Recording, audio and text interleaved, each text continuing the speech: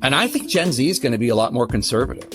I think that just my experience knowing Gen Z kids, my kids and their friends and whatever, I sense much more skepticism of, and I think it is a reaction to Gen Xers and millennials forcing on them progressive views in school.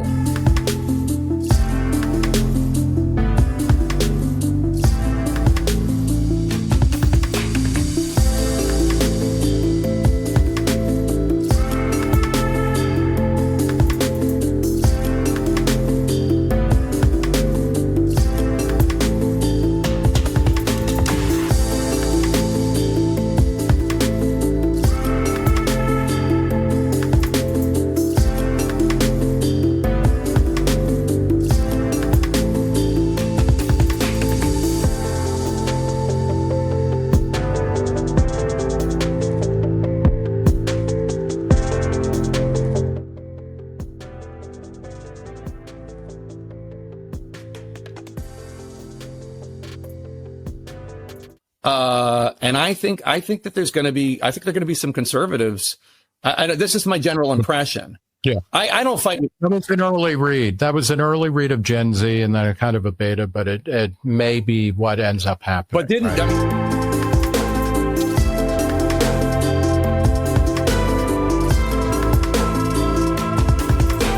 I mean, Trump did not win young voters, as he constantly says he did, but he did do better with them.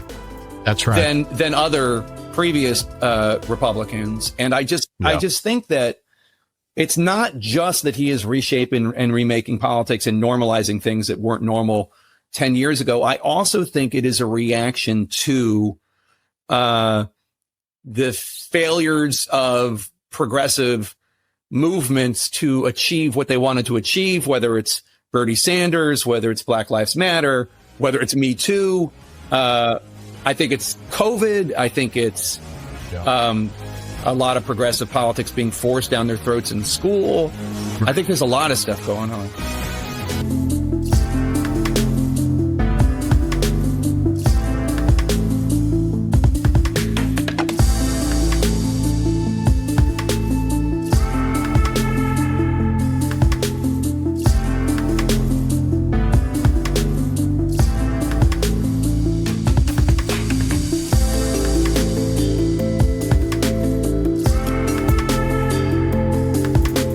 When I was looking to do my Media Meltdown segment this week, I was looking at this meltdown from MSNBC's Lawrence O'Donnell, who can't handle that there's just one conservative on CNN, who is, of course, Scott Jennings. Listen to this.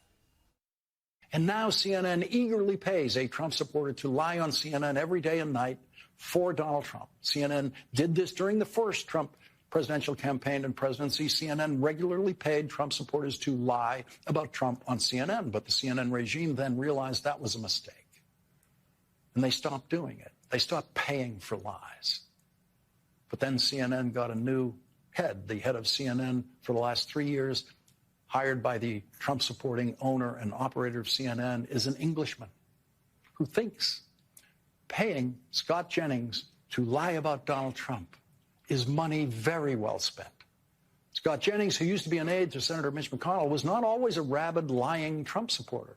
When he first started appearing on television, he was capable of criticizing some of the more extreme Trump positions, but Scott Jennings figured out where the money is and how he could get his own podcast and decided to become the J.D. Vance of CNN.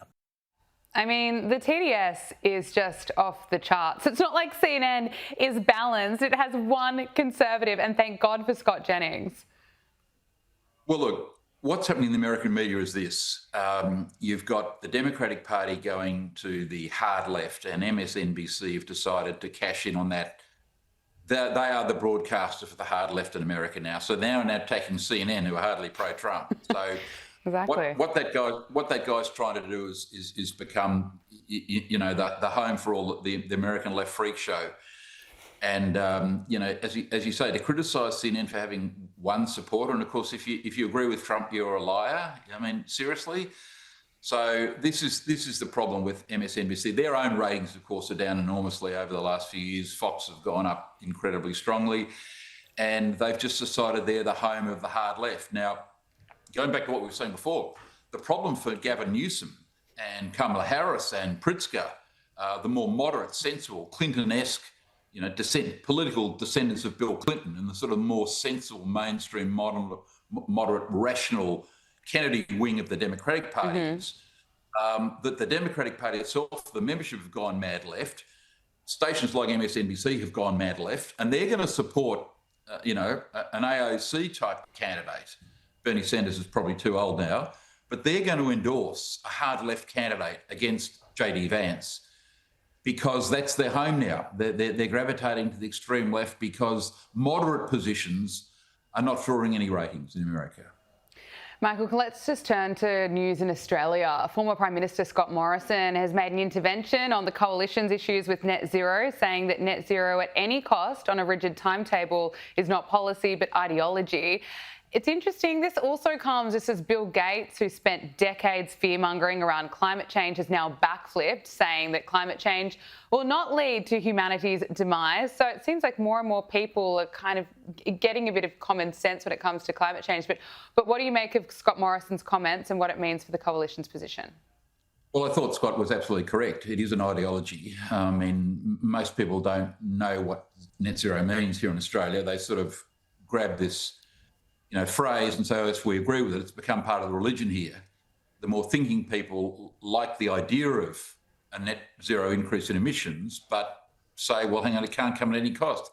It can't come at booming prices, particularly for electricity.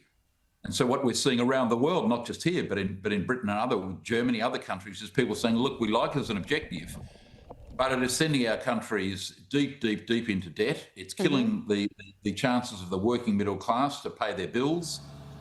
And so you're seeing a market correction. The problem the coalition's got here in Australia is that having introduced net zero in 2021, we're now actually trying to tell people, no, now we're against it. And that's politically a very difficult argument. It takes several years to sort of explain to people why you're now changing your mind. It's a sophisticated argument.